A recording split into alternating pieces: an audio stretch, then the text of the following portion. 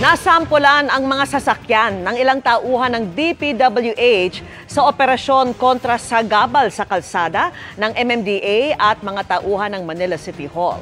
Nakatutok si Oscar Oida.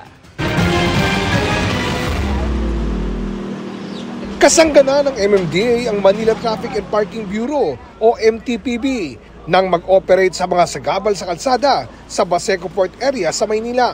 We are very welcoming when it comes to mga collaboration with the LGU. It should start also from the local arena.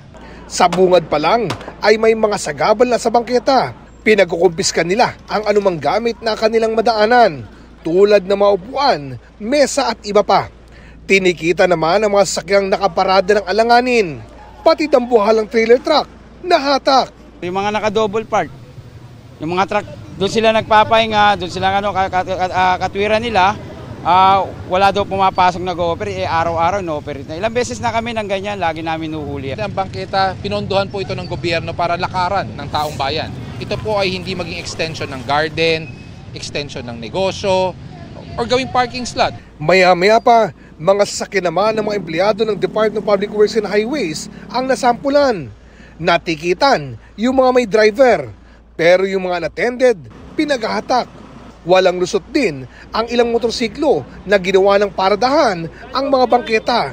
Wala po kasi mga parkingan dyan po sa loob. Sa may residential area naman ng Baseco Compound, di rin nakaligtas ang iba pang mga sagabal sa bangketa, tulad ng repair shop na ito na umabot na sa kalsada ang kanilang talyer. Marami pang natikitan at nato sa lugar. Maging ang sasakyang ito na may plaka pa man ding 8. Tayong mga nasa gobyerno to set an example. So definitely bilang tayo ang nasa posisyon, bilang government, we are in public's eye. So there's accountability. Sa bahagi ng Chino Roces Avenue Extension na nasa Taguig, di pa rin naaalis ang police outpost na nasa mismong bangketa. Una lang sinabi ng Taguig Police na deactivated na ito at di na nila ginagamit. Pero walaan nila sila sa posisyon na ipag-iba ito dahil sa pagkakaalam nila ay pinahiram lang sa kanila ito ng barangay. Nariyan pa rin ang mga pumaparada ng alanganin, mapapribado o pampasaherong sasakyan.